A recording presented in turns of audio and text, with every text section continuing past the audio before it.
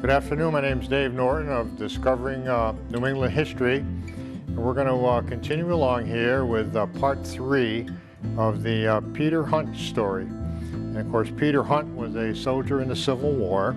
He was born in Seekonk, Massachusetts, and then his family moved to Providence, Rhode Island. And so we're going to continue his story based on his letters that were sent back to his family when he was during all the various battles in the Civil War. So we'll go to the next slide. And from last time we talked about the pontoon bridge that was constructed across the Rappahannock River. And this is a great depiction of it. If you take a look here, you can see all the pontoon boats on the wagons, and they're trying to construct this pontoon bridge one section at a time. They're under heavy enemy fire, of course, by the rebel or the Confederate sharpshooters, and Peter Hunt's 1st Rhode Island Artillery were up there on the right of the picture, your picture, as you're looking at it, trying to bombard the town and trying to provide cover fire for this construction. We'll go to the next slide. And this is, of course, the great quote from Peter Hunt. The Engineer Corps was unable to build a bridge. 3 times they tried and lost from 10 to 15 men at each attempt. They were just getting picked off by the snipers across the Rappahannock River. And we'll go to the next slide. And this is another great picture here. What they decided to do, this letter was written December 11th, 1862. And Peter quotes here in one of his letters. Volunteers were called for to cross in boats and drive the enemy sharpshooters out of the houses near the riverbank.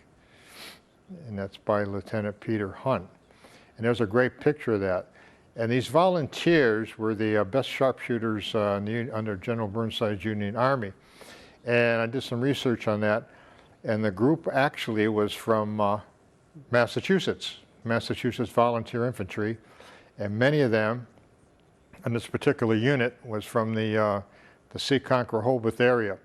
And what they did is they took the pontoon boats, and they got in these pontoon boats with their sharpshooter rifles and went across the Rappahannock under gunfire to try to secure the side on the other side of the river. And we'll go to the next slide. And this is another part of his letter. These marksmen, it shows the marksmen, they're crossing the river. You can see the pontoon bridge is only halfway built. You can see there's a colonel leading the charge right at the city of Fredericksburg. And here's his quote. 4 boats were filled with the best marksmen. And of course, they're primarily from Seekonk and Rehoboth. A colonel who went over and was the first on the opposite bank was shot as soon as his foot struck the earth. And I found this picture here that some artists put together, and you can see the colonel there leading the charge, and as soon as he stepped on the dry land, he was shot and killed. And this really brings the letter to life that Peter Hunt wrote. And we'll go to the next slide. Now, the Union Army, in order to secure the side, they kept on coming across on the boats. And they ran into house-to-house fighting to get all these snipers out. And this is the only battle in the Civil War that they went from house-to-house fighting. And they never did that before, because basically everything was lined up. Your army was lined up and charged against their army lined up in an open field. Here they were. They didn't. There's a whole new tactic to try to figure out how to go from house to house to get these snipers out of there. And we'll move to the next slide, which is another great shot here. And Peter Hunt, in another letter, said, the men rushed into the houses, firing and taking 101 prisoners. By these men holding the bank, the bridge was thrown across before 5 o'clock. And that shows the Union Army now. A lot of them crossed here, and they're rushing from house to house to get the snipers. That's a terrific painting right there. Part of history and is brought to life in Peter Hunt's letters. And we'll go to the next picture. Now the Rappahannock Crossing. Now after they secured the other side, then they had to get the artillery and with their horses drawn artillery across these pontoon bridge. So the 1st Rhode Island Artillery had advanced across the bridge, and here's Peter, another letter. Early the next morning, orders came to move the battery down towards the bridge. As we went over, the enemy fired several shots which did the battery no harm. By then, they secured the town of Fredericksburg. And so they took the artillery off the hill, they brought it down and crossed the Rappahannock. We'll go to the next slide. Now, General Burnside, since they captured the town, General Lee withdrew up on a hill, his position, and so Burnside decided, okay, we've got the town, we've got to get Lee's army. So he started the advance. This is the picture after they came out of Fredericksburg, probably advanced along this road here to attack General Lee's army. We'll go to the next slide. And the 1st Rhode Island Light Artillery, they gave combat support. You can see how they lined up, one cannon after another. You can see the horses in the back. They were firing over the Union infantry and supporting their charge up this hill. And we'll go to the next slide. And I really like this picture here. It shows the Confederate artillery position at Marie's Heights. Now, on the top of your picture, there's the town of Fredericksburg. And General Burnside, with all his infantry and all his forces, were trying to attack up this hill. And here's the Confederates. They had the high ground, and they had all these artillery pieces all across the top, just firing down on an open field of fire. And they just, as fast as they could load, they were firing at all the Union troops. We'll go to the next slide. And over on the right is the famous stone wall of Fredericksburg. And here's your letter from Peter Hunt. Our military marched boldly to the front, driving the enemy about 100 yards until they entrenched themselves and made a breastwork of the heavy stone wall. And that's the stone wall. I took that picture when I visited the battlefield at Fredericksburg. So there's the stone wall, and he witnessed all of that.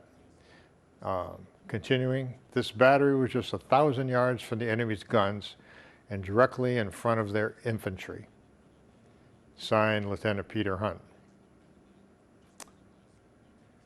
We'll go to the next slide. Now, the Union charged toward the stone wall. Unbelievable. Thousands and thousands and thousands of Union soldiers charged up. You can see that it's a slight slope right there. And they were just getting raked with fire from behind that stone wall. But Burnside kept on sending charge after charge up this hill. And in the next slide, you can see what they had to run up against. So all the Confederates, I mean, as far as you can see the stone wall keeps on going on. All the Confederate soldiers were behind this stone wall, and they were just absolutely, it was amazing. They had 2 or 3 lines of soldiers.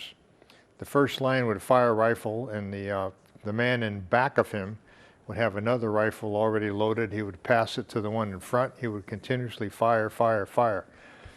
So it really was limited time in between shots, and he just raked all the Union soldiers coming up.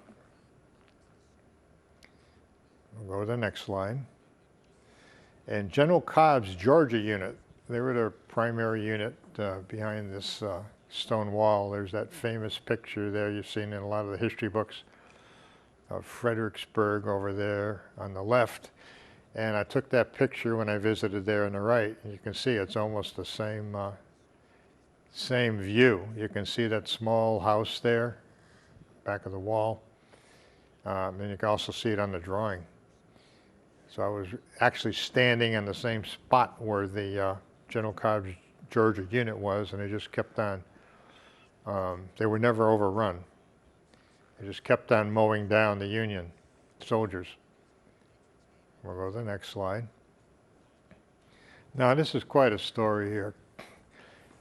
Hour after hour they charged, and then because there was such a fire, you can see the stone wall at the top of your painting there.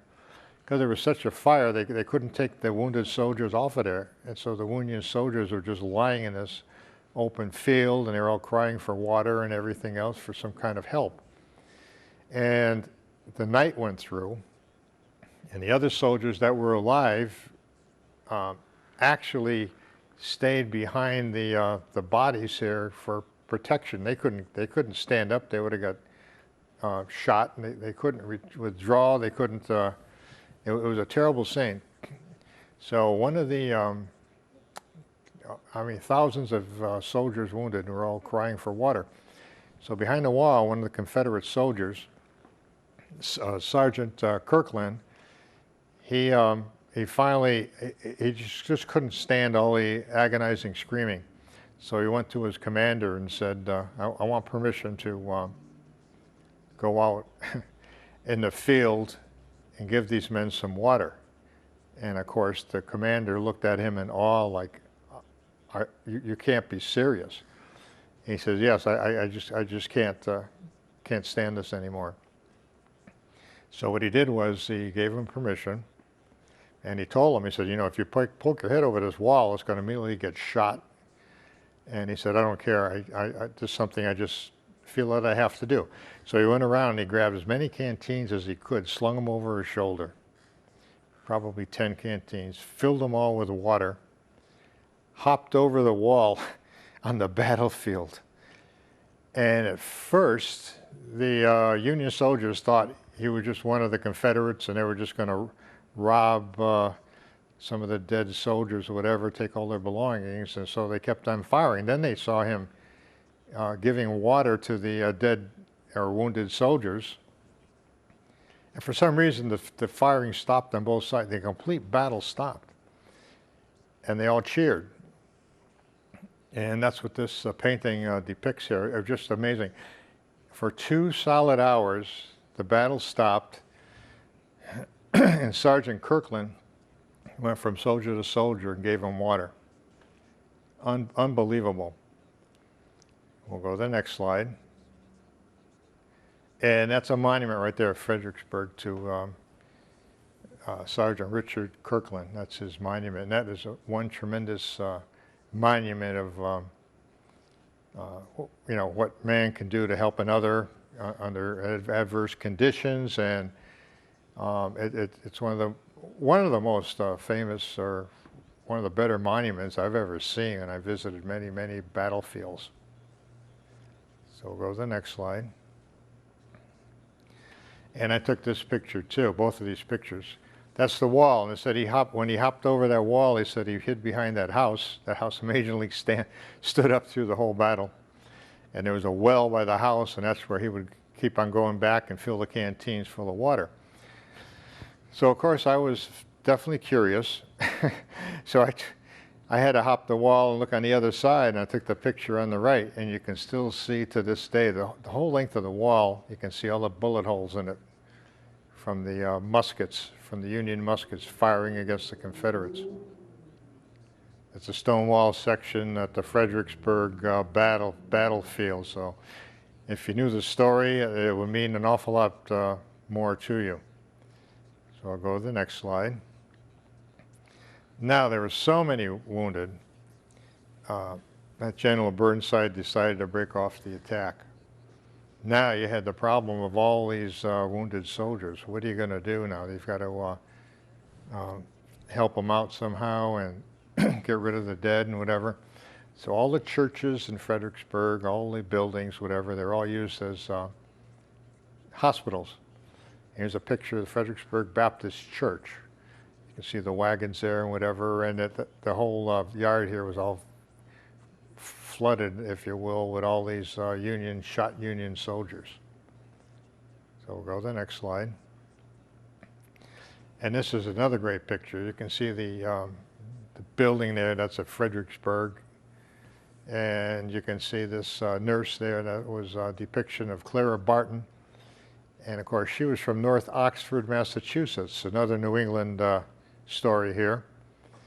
And she went from soldier to soldier, helping them out as best she could.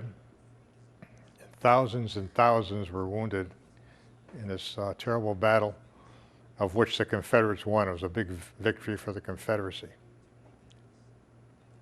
I'll go to the next slide. And there's a stamp, commemorative stamp. United States put that together many years later, and there's her house that still stands today, and it's a complete museum. If you ever get an opportunity, that's where you want to go, North Oxford, Massachusetts. Every room is done exactly the way it was during the Civil War time period. It's a tremendous, actually a tribute to nursing, and it has all kinds of items there. Excellent. So we'll go to the next slide. And this bed's there, one of the rooms. I happen to like this picture here. Okay, there's a picture with a nice quilted bedspread. And we had a tour guide there, and they said that Clara Barton, when she attended the wounded, she didn't use this bedspread other than to have all the different soldiers sign it. And so when you sit there from Fredericksburg and you know the story of Fredericksburg, you can all their signatures are on there that she treated.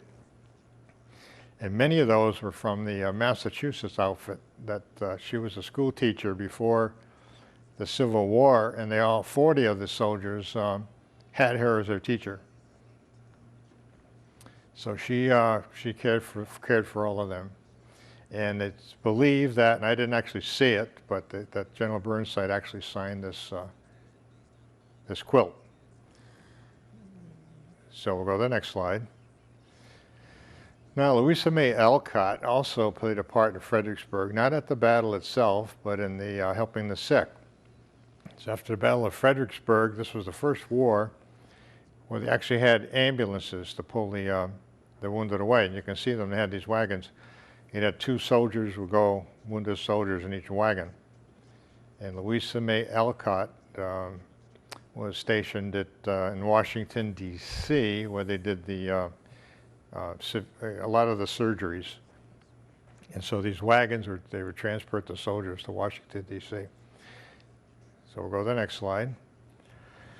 And here's one of the quotes. Union Hospital, Washington. It's by Luisa Maycott.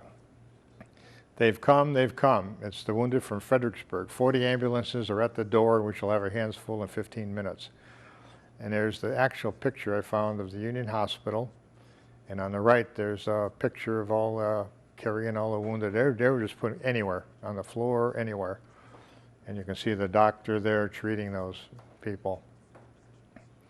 And I'm a direct ancestor of the Alcott family. My grandfather was an Alcott. So we'll go to the next slide.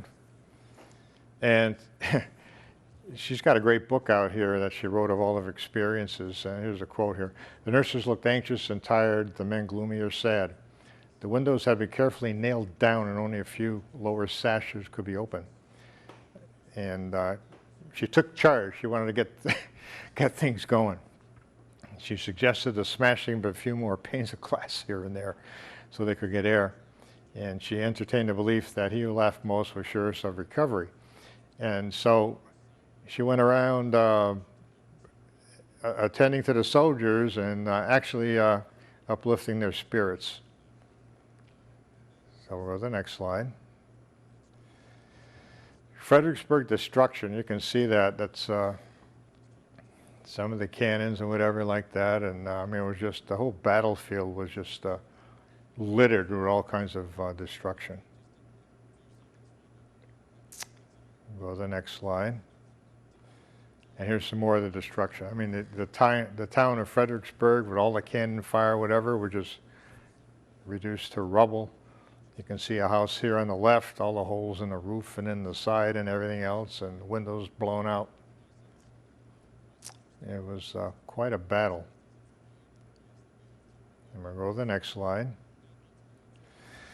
Now, Fredericksburg, Virginia, of course, this took place in December of 1862. 2 pictures here. One is the one that was taken right after the battle. You can see the Rappahannock, and you can see the towers of the churches of the town of Fredericksburg. And this other picture was what it looks like today. And you can see the Rappahannock, and you can see some of the towers of the churches that are still standing. Give you an idea of the scope of the battle. Union casualties, 12,653. Confederate casualties, only 4,201. So the Union Army was really, really smashed here at Fredericksburg. I'll go to the next slide.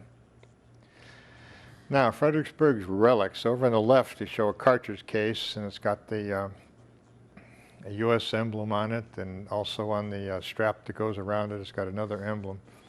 And over on the, that's on the left, and over on the right, there's two items that I have in my collection that I purchased from a unique souvenir shop down in Fredericksburg. And I have the originals right here. Here they are here. I don't know if you can get a close-up or not, but you really probably can't see it that well. But anyway, this is the part that was on the bandolier. It's, there you go. It's got the eagle on it, and some soldier wore that when he was involved in Fredericksburg. And the other one, this is actually a belt buckle that I got, which is really really interesting right here. Got the U.S. on it. It's a Union belt buckle for one of the soldiers. So that's part of my Civil War collection. And in Fredericksburg, just a couple of books here I'd like to take a look at. One here, I'll just hold up right here. It's called Hospital Sketches. You can probably get it at your library. It's Luisa Maycott. Of course, it's related on the ancestors to the Alcotts. And she wrote all her letters here, and she wrote her entire time attending to all the wounded at Fredericksburg at the hospital in Washington, D.C. And very good writer, obviously, and this is an excellent book to get. And this other one here I picked up on the battlefield of Fredericksburg, and it's a story of the Sergeant Kirkland. And this is definitely a book to read if you want to see extreme bravery. He put down his rifle just so he could carry more canteens. Unarmed, walked right in the middle of the battlefield. Unbelievable. So we'll continue on with the next slide. Now, Chancellorsville. That came up in May 1st, 1863. And on the left, that's Robert E. Lee, and then Stonewall Jackson. They were at Chancellorsville. And on the right shows actually the Union cavalry, if you can see that, with the artillery moving in to get in a position at Chancellorsville, Virginia, which is the next big battle that Peter Hunt and the 1st Rhode Island Artillery got involved in. And we'll go to the next slide. And here's another quote on from Chancellorsville, Virginia. You can see on the right, you can see the Confederates attacking the position where the Unions would have had all their cannons. And here's his quote in his letter. "I have escaped once more from the danger of battle. Guns were posted 8 yards apart for a quarter of a mile in line, and canister was used with terrible effect. We have slaughtered the rebels fearfully." And of course, in this particular charge, they did that, but the Confederates ultimately won on the battle, also on this Battle of Chancellorsville. So we'll go to the next slide. There's another letter here. I visited this battle too also. There's Stonewall Jackson on the right. And here's his quote from Peter Hunt in one of his letters. "We have official notice of the death of Stonewall Jackson of the rebel army. They have lost the greatest general, their key to their success." Signed, Peter Hunt. And I went through in the woods, if you journey there at the battle site, Chancellorsville, and I found this stone there, and that's the exact position where Stonewall Jackson was killed. He was actually a general, always went to the front lines, and he went way to the front lines. And then it was getting dusk, getting dark at night, and he came back to the Confederate lines, and the Confederate sentries thought he was a Union soldier, and they opened fire, and that's where he was shot.